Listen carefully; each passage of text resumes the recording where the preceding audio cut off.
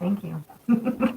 Merhaba arkadaşlar, hepiniz IEFT Talks webinarlarına hoş geldiniz. Bugün Amerika, Minnesota'da bulunan St. Cloud State University eğitimi ve burs imkanlarını Leslie'den dinliyor olacağız. Lütfen sorularınızı questions kısmından sormayı unutmayın. Yes, Leslie, the stage is yours now. Thank you so much. Hello, everyone. Thank you for joining me today. My name is Leslie Starrett. I am the Assistant Director of International Recruitment and Admissions at St. Cloud State, and I am so happy to be here today to tell you all about our institution and the great opportunities that we have. So I'm going to start the presentation just to give you a quick overview visually with a video. And so I'll share my screen right now. It's very brief, but it will give you a good idea of what our campus looks like.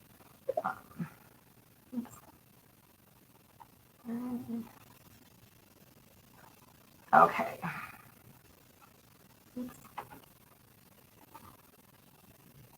Oh,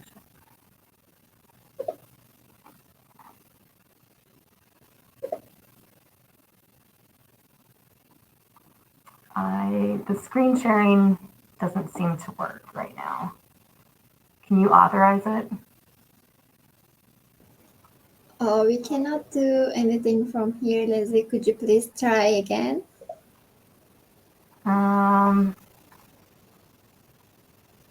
Oh, here. Let's see if I can. How do I enable it?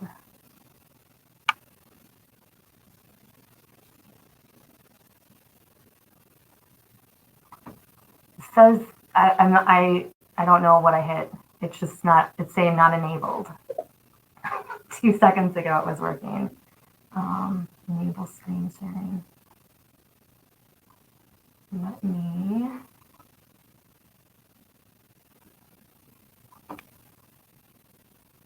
Browser authorization for this.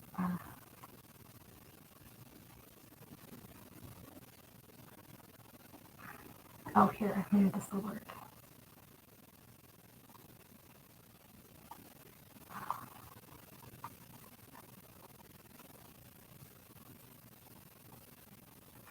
Okay, I found a workaround.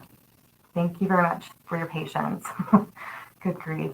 Okay, so here's the video really quick. I apologize for that.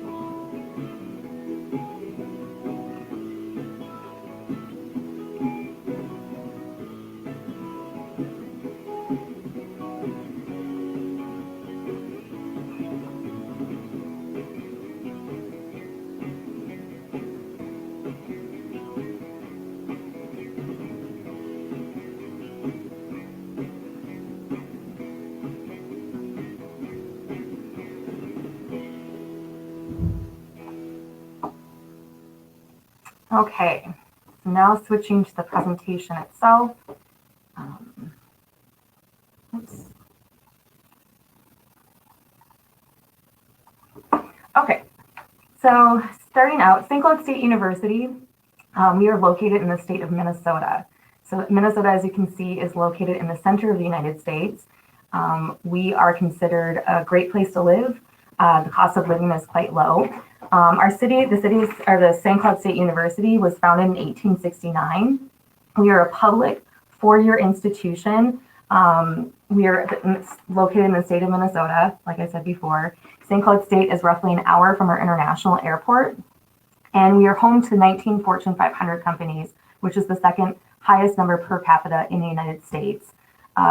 Again, we are recognized as a great place to live and work. We're a leader in healthcare, medical, other high-tech innovations. There's a lot of opportunity in our state, both while you're in school and after you graduate, if you would like to remain in the state for employment purposes. The city itself is about 66,000 residents. We are about an hour from our state capital and the international airport. And we are located, as you can see here, along the banks of the Mississippi River. There's a lot of things to do in our state. We are a state that loves to be outside. We have all 4 seasons. It's a great place to kind of explore different things like the Mississippi River, which I mentioned here. The headwaters, like the start of the Mississippi River that actually runs the length of the United States, is located in the state of Minnesota. So here are a few of the Fortune 500 companies that I mentioned that are located in the state of Minnesota. Many of them I'm sure you may recognize. Several have been helping out quite a bit during the pandemic, but the Mayo Clinic is rather famous for our healthcare. We also have the Mall of America, which is one of the largest. I think it still is the largest in the United States. I do believe that Canada has a bigger mall at this point than we do, but it's a really great place to see the size of it, see a number of stores, and it's close to everything. So our campus itself, we currently have about 12,000 students. Most are undergraduate, so we have a larger undergraduate population, but we do have a number of graduate programs. So if you are interested in graduate studies, that is something that we do offer. So we have 200 undergraduate programs, 60 graduate programs. Majority of our classes are taught by faculty. In fact, most are. The student to faculty ratio is similar to what you would see at many private institutions. Right now, it's about 20 to 1, so about 18 students per class. And this is something that you really do want to consider when you're shopping or when you're looking for a university. What size institution do you want? Do you want to know your faculty member? In the United States, a lot of our faculty really do get to know their students, and they become, in many cases, mentors. They can be references when you're applying to graduate school or even to your first job. They really do want you to succeed long term. Here are some of our undergraduate programs. So our undergraduate programs, like I mentioned, there's 200 of them. Oops. I'm not sure what happened there. Anyway, our undergraduate programs do allow for students to select a variety of different different majors throughout their time at St. Cloud State. Hi, Leslie. Yes. Could you please make it presentation mode? We are seeing.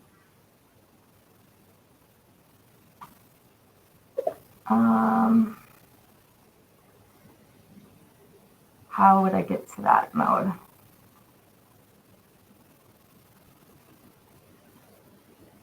Yes, that one. Which one? This one? Mm-hmm. Yep, I'm selecting it, and this is what I get. Okay, maybe. There we go. Okay. I found it. Okay. Yes. I'm so sorry. Every platform is so different, and I haven't used this one in a very, very long time because Wade's been nice enough to help me out. So I apologize for these glitches. So anyway, we have 200 undergraduate programs. That's one of the advantages of going to school in the United States, is that you do have the freedom to select multiple majors. If you're undecided, if you're debating between a couple of different majors, you could start out, say, as a finance student, and then as you start taking classes, if you're discovering that, man, I'm not sure if finance is really the direction I want to go long term. Maybe you're more interested in international relations, or you want to get even into, say, marketing. You have that flexibility for at least the first 2 years or more before you really have to commit to a program. So that is one of the advantages of having your studies in the United States. Okay, well, researching universities in addition to other programs that are offered, it's also important to look at the services that are offered on campus. At St. Cloud State, we want you to be successful in your classes and in your chosen career field. And so we do have a number of services on campus that are really geared towards student success. We have the Center for International Studies, which is part of my department. We also have a career center on campus that can help you kind of figure out what it is that you want to do long term. They can help you prepare your resume, your CV.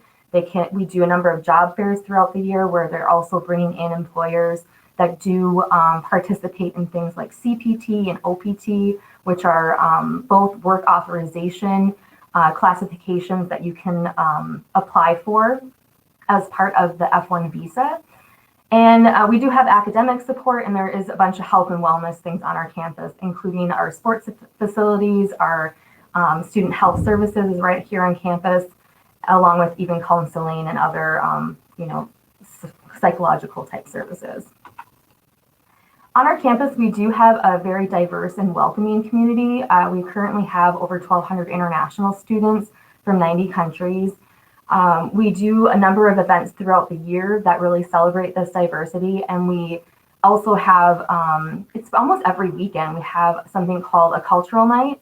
Right now, because of COVID, we're doing some things virtually, and there's a few less events in terms of some of the larger gatherings that we typically have. But in a normal year, we do typically have large festivals. Some of our larger student organizations, like the International Student Organization, or maybe the, say, the Nepalese Student Association or the Pakistani Student Association, they throw big cultural nights that really, they share food and they share dance and stories. And it's really just a really fun way to bring the campus community together.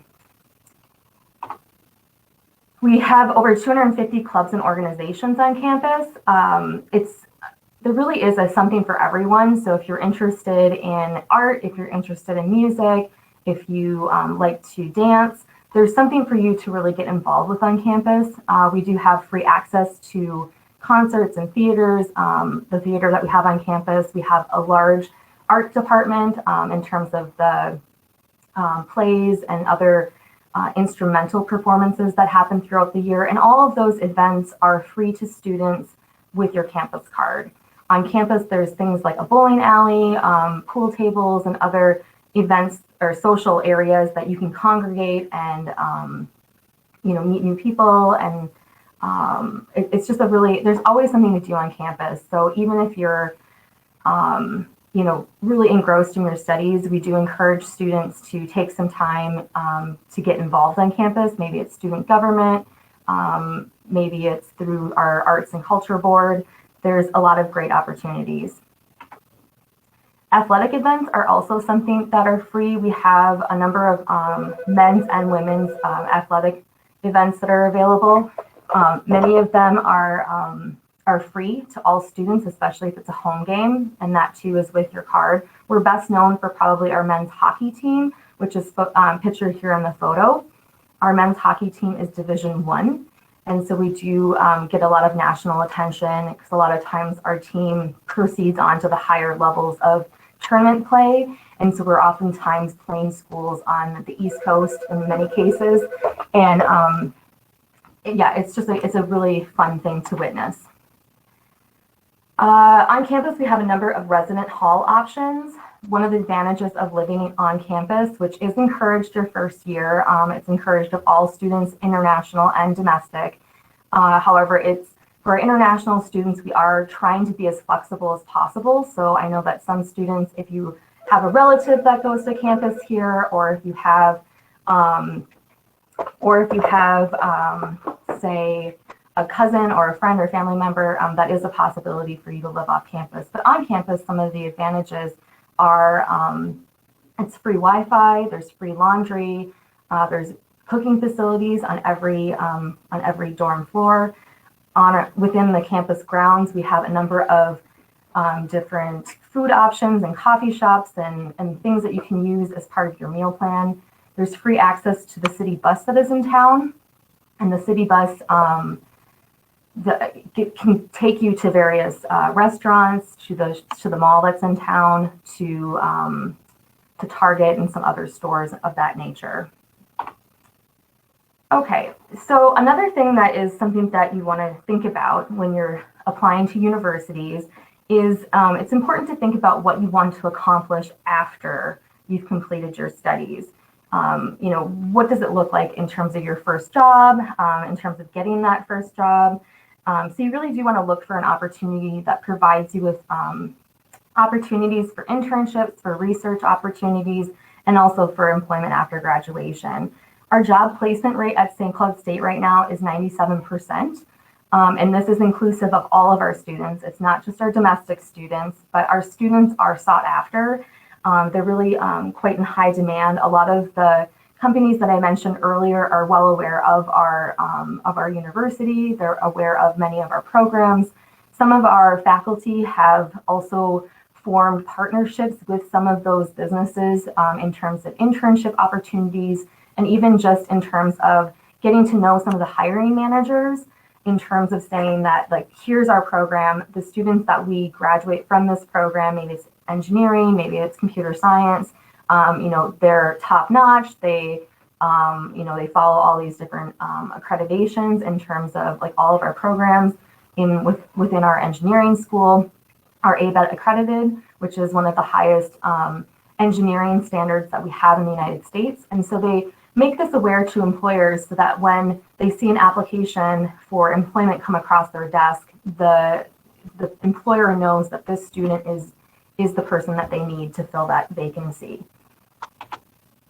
So here is just kind of an overview too. We are considered one of the most affordable colleges in the United States. We do offer international students on average at least $5,000. And in many cases, it's closer to $8,000. So here's an overview of our current costs. Tuition and fees for this coming academic year are $19,046 prior to scholarship. Living on campus, and that's your housing and also your room and board, so your food, your meal plan, is $9,818. And then you have health insurance, books and supplies. And these are all costs that the US government is asking us to estimate for the purposes of the I-20. So this really is kind of the maximum that a student would be expected to pay in one academic year. And for things like books and supplies, that is going to vary a little bit per student depending on what your program is, depending on the classes that you're taking in any given semester, because some courses require a few more materials or books than others, and so it might fluctuate a little bit. But after scholarship, which this International Student and Cultural or Cultural and Sharing Scholarship is offered to all international students upon admission, and then as long as you maintain, while at St. Cloud State, a 2.5 GPA or higher, you would get this benefit, you would get this scholarship. So essentially it's reducing the cost of your tuition by about 40%. So overall for one academic year, it's just shy of $25,000 US.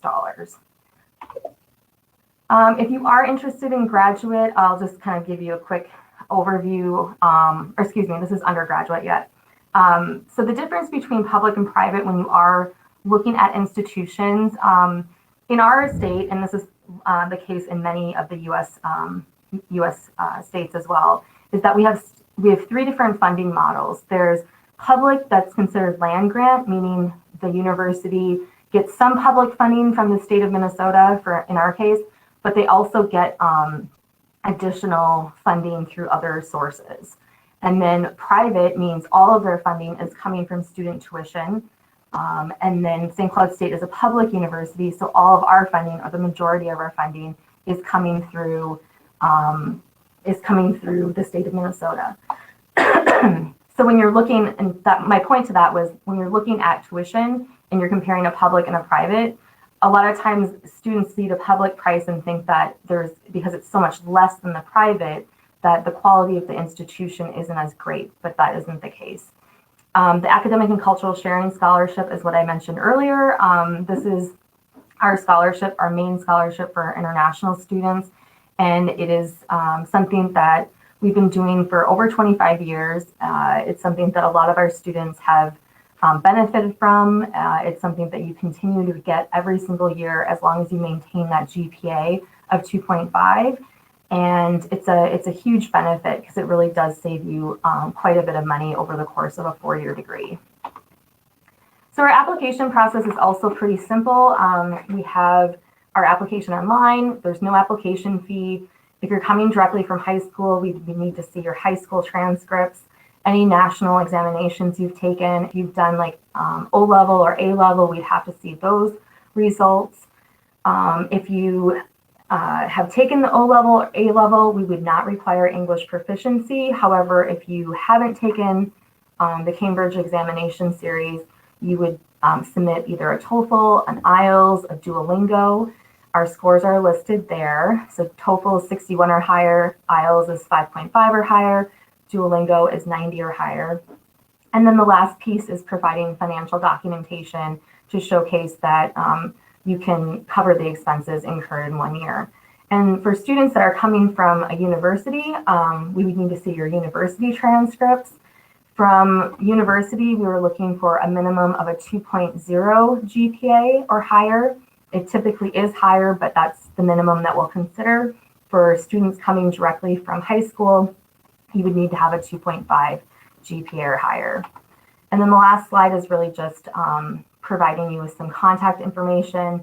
So you would complete your application online, and then you would submit the majority of your documentation, so your transcripts, your proof of English, and your financials and passport to the world2scsu@stcloudstate.edu email for initial review and consideration.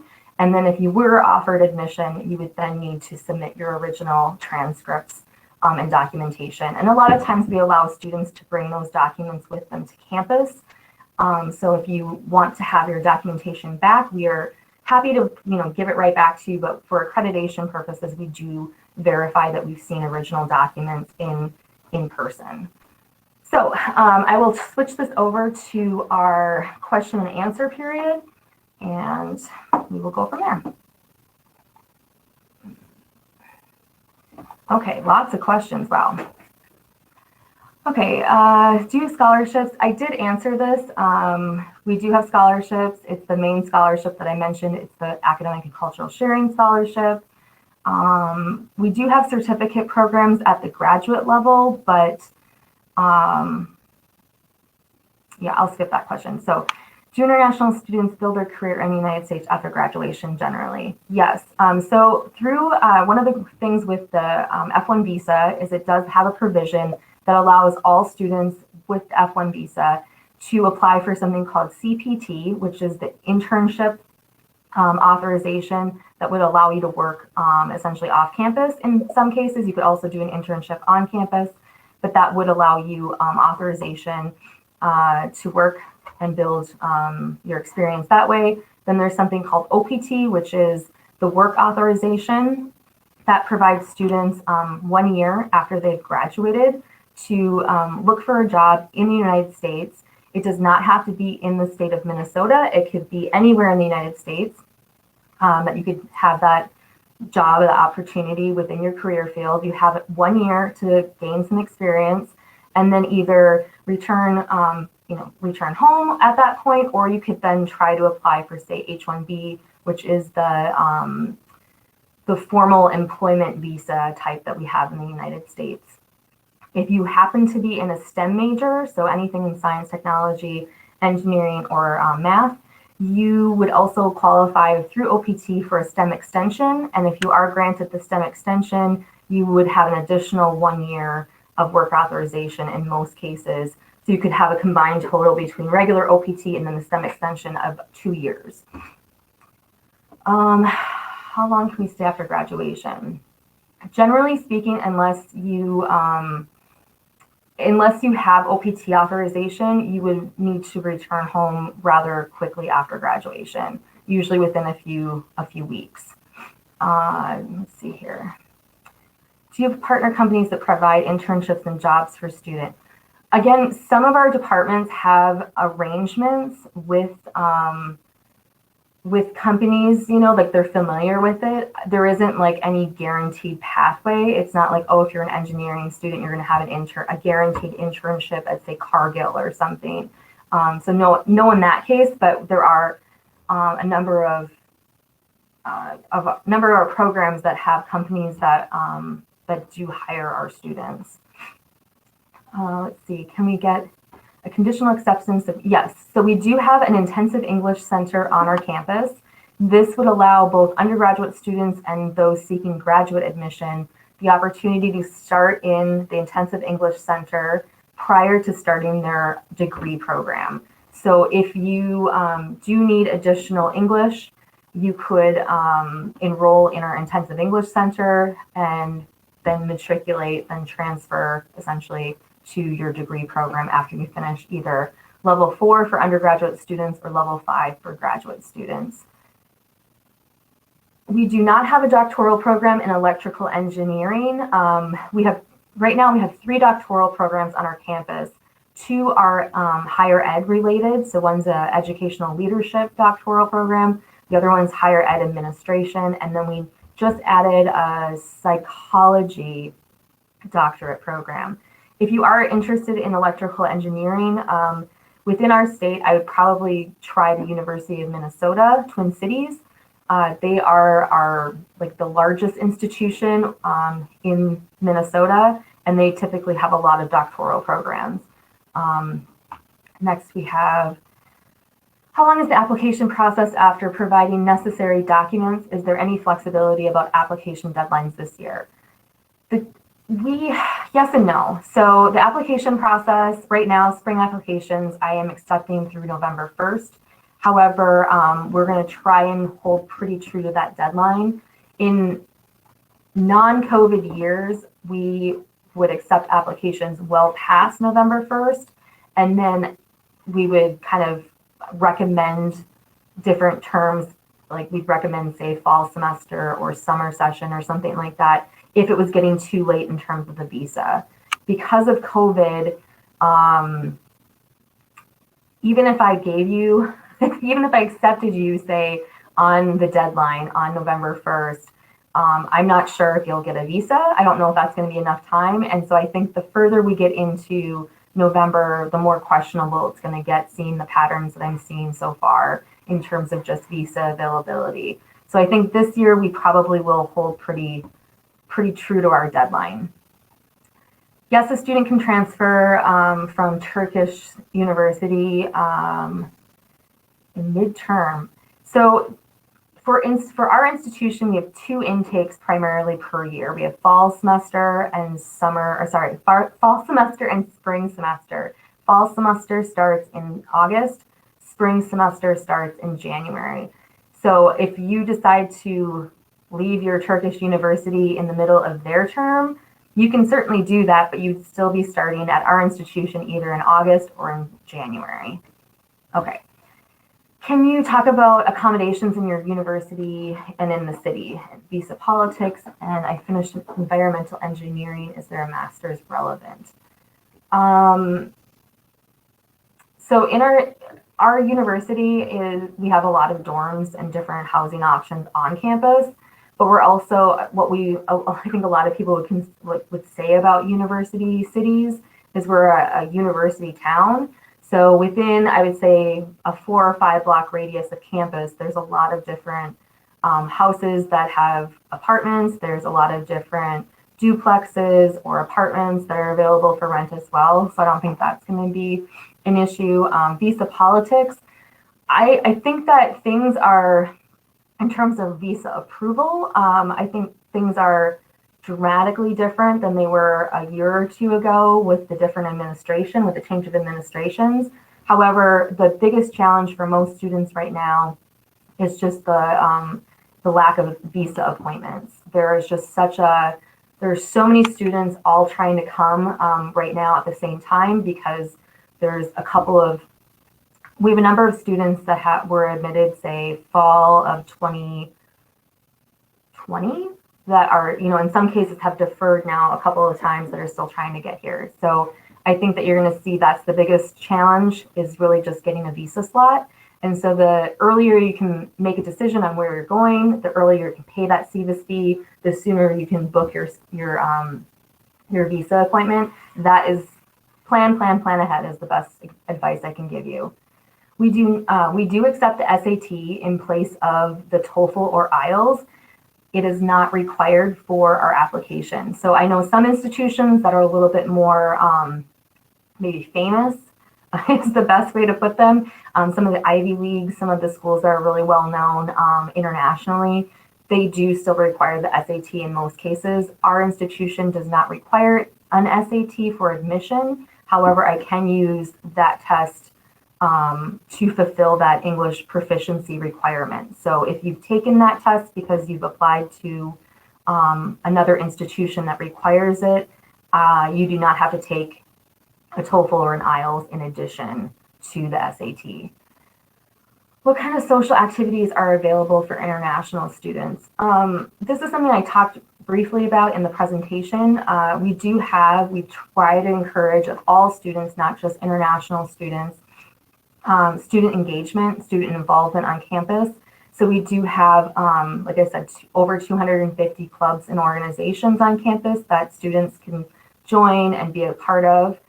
It could be things that you're interested in. It could be related to your major. So if you're, say, an economics major, you might want to be a part of the economics club. Or if you have an interest in government, you could be involved in our student government on campus.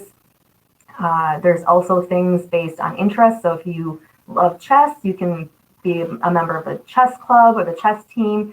If you're interested in soccer or something like that, you could also participate in on the club soccer team or football team. In many cases, that's what I'm talking about.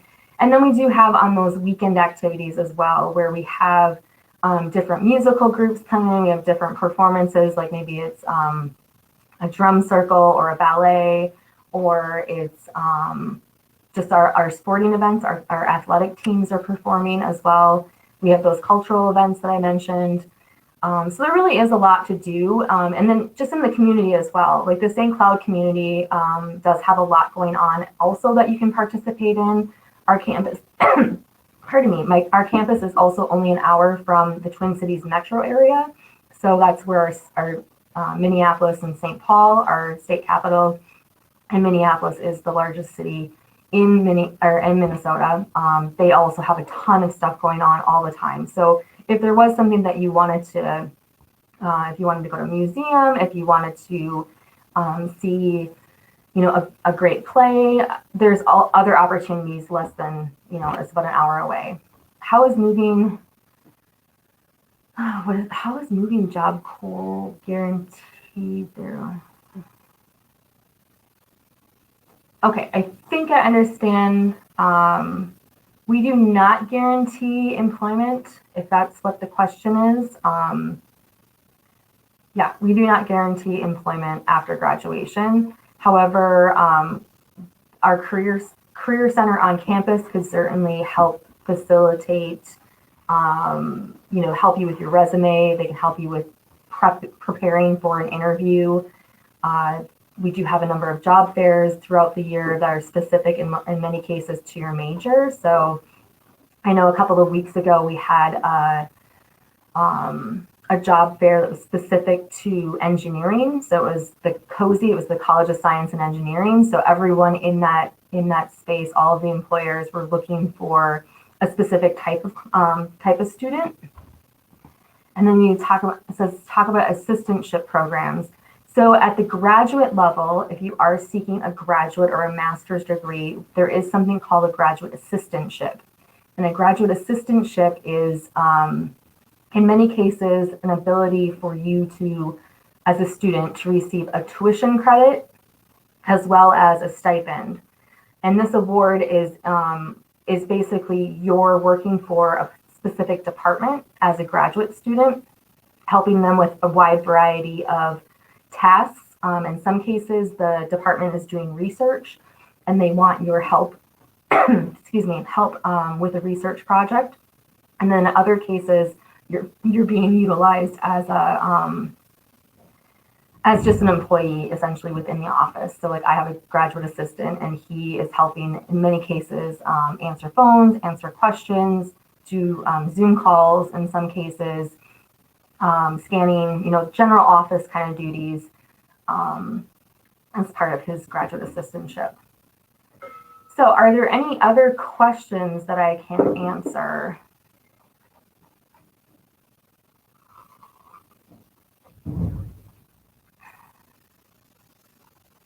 Let's see if there's any in the chat.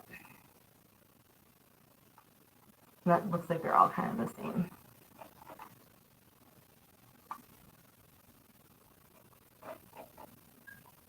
Okay, well, I mean, we have, right now, I would encourage students to apply for fall semester already. So we are already taking applications for fall semester 2022, which will start next August. So if it, excuse me, if anyone is interested in that, it's not too early to apply, and it's actually better if you apply sooner than later.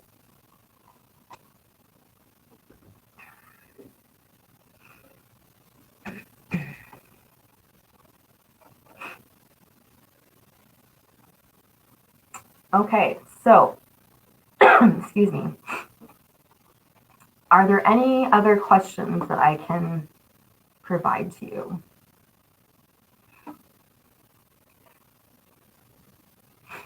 All right, so the maximum amount of scholarship.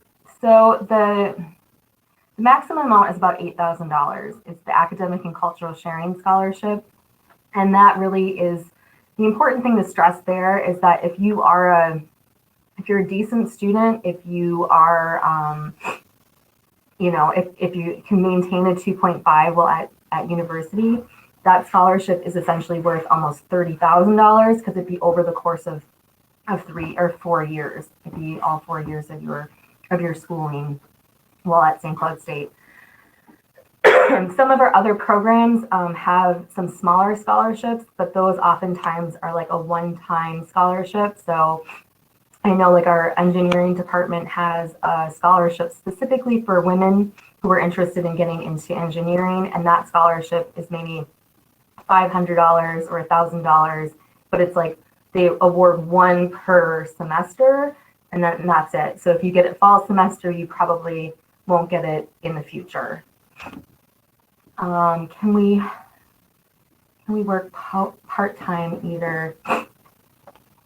I'm not sure what the question is, but I think what you're asking is, can you work part-time? Yes, so part of the F1 student visa, it does allow for students to work part-time on campus during the school year and also during the summer. So during the school year, you can work 20 hours a week. During the summer, you can work up to 40 hours a week on campus. Employment is not guaranteed, but majority of students who are interested in working on campus are able to find a job. Can you tell me about the Masters of Engineering program? I can, but I think you'd probably be better off looking at our, probably looking at the website is a great resource. So when you're on stcloudstate.edu, there's at the very top, it will say admissions, and then there's it says academics. And if you look at the drop down, it will say master's programs. And then there's a specific link to the Masters of like Engineering Management or the Masters of Electrical Engineering. Or I can also provide you with, here, I can provide you with Sean's email. School of Graduate Studies, or actually I'll just do graduate studies. Studies at stcloudstate.edu. Or you can actually, why don't I give you my email and you can email me after the show or after this presentation, and I can provide you with additional links.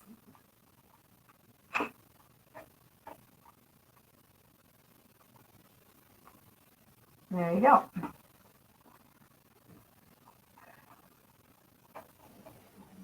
Yes, Leslie, thank you very much for your answers. It looks like you covered all of the questions.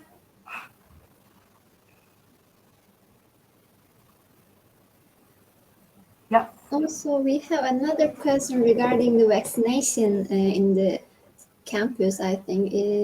Could you please also answer that too? Sure. So vaccines are highly encouraged on campus. Currently, regardless of vaccination status, excuse me, anyone on campus is required to wear a mask. So even if you have the vaccine or if you are choosing not to receive the vaccine, you would need to be masked while on campus and in any common area. if you're obviously outside or if there's no one around you, you could take your mask off. But as soon as there's other, people around you, the requirement is to put it on. We do allow, international students, as part of their health insurance, are allowed to receive the vaccination for free. So if you are interested in receiving the COVID vaccine or any other vaccination, you can do so on campus through health services, but it is not currently a requirement. If you are working on campus, that you would need to, you wouldn't have to be vaccinated, but you would have to report that you are not vaccinated and would have to have a weekly test to show that you do not have COVID. What is what is the criteria for scholarships for software engineering? Again, for international students at the undergraduate level, the scholarship, the academic and cultural sharing scholarship, is awarded based on admission. And so it's for all majors. Any international student on an F1 visa would receive the scholarship.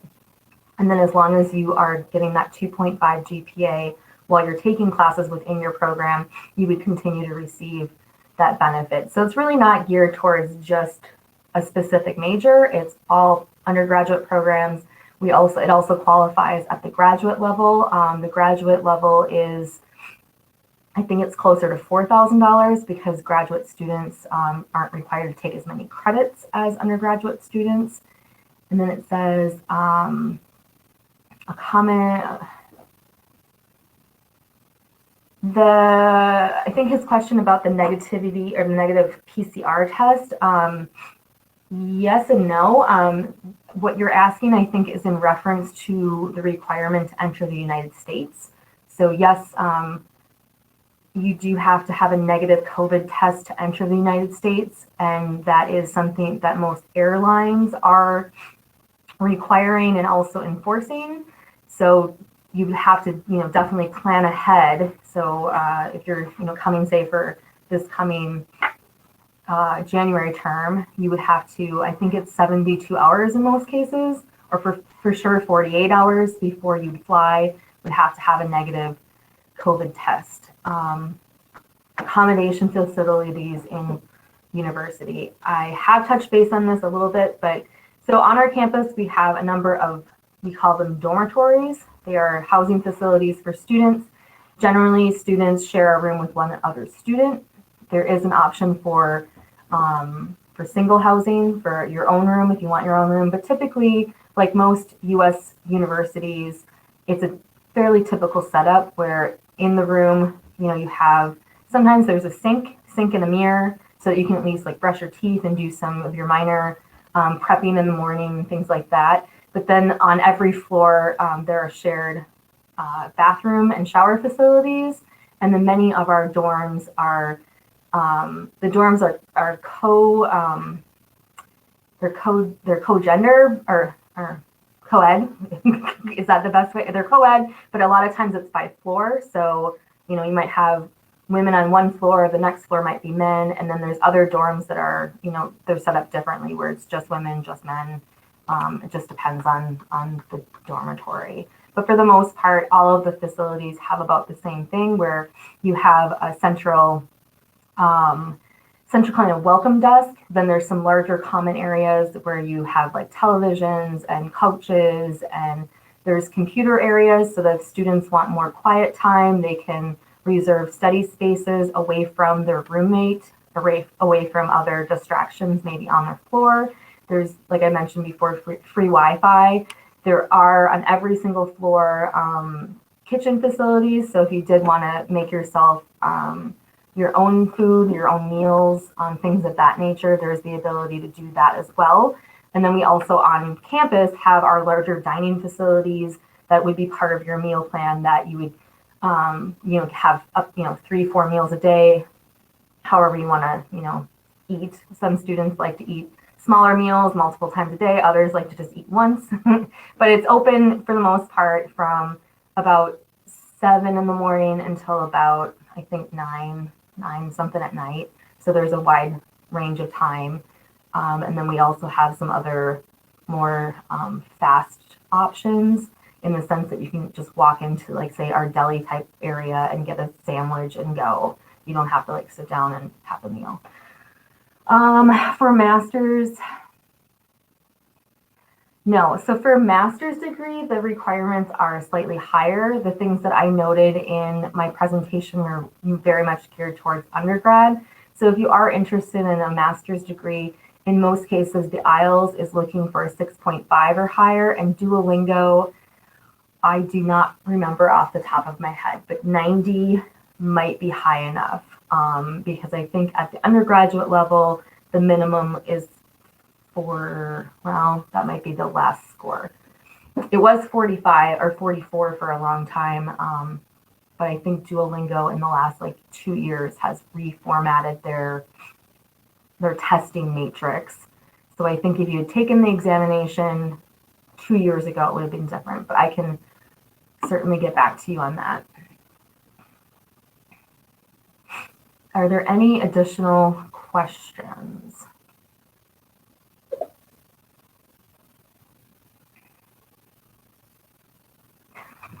Well, thank you very much, because I want to apologize he said thank you for a magnificent presentation. Well, I am slightly embarrassed because this presentation was a little rocky, but I appreciate everyone bearing with me and for just kind of going with the flow of it.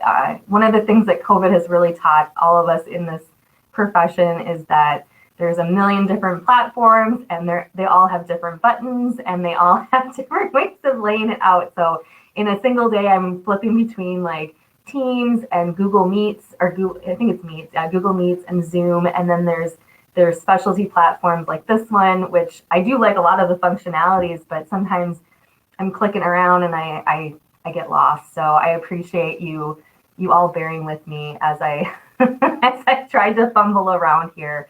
And then just also I wanted to share some sentiments from Wade. I know he really loves working with you guys, and through the pandemic, he technically is part of our education abroad team, but I utilize him quite a bit because he really does enjoy this work that I do, and I love the help because then it means that I am able to do a little bit more here and there. And so I know he always says how much he loves talking to you all and working with this organization. And I know that I've hopped on a few times in the recent past just to do some of the question and answer portion, because that's kind of my specialty as I run the admissions department for international here at St. Cloud State. And yeah, so he just wants to say he's sorry he can't be here, but he really wanted to visit some friends out of town. So I volunteered to help him out. So he sends his regards, and we are both looking forward to the next presentation. Yes, thank you very much for your great presentation, Leslie. It was a fantastic session, and you covered all of the questions. Thank you for your answers too. Also, I would like to thank the participants in Turkish as well. Yes. Katıldığınız için teşekkür ederiz arkadaşlar. St. Cloud State University ile ilgili diğer sorularınız için questions kısmında paylaşmış olan mail adresinden Leslie'ye ulaşabilirsiniz. Umarım sizin için de faydalı bir webinar olmuştur. Aynı zamanda sizi alttaki webinarımıza da davet etmek isteriz. Thank you very much again, Leslie. It was a pleasure to have you in IEFT Talks. Yes, thank you very much. Have a wonderful day, everyone. Take care. Bye-bye. Yep, take care. Bye.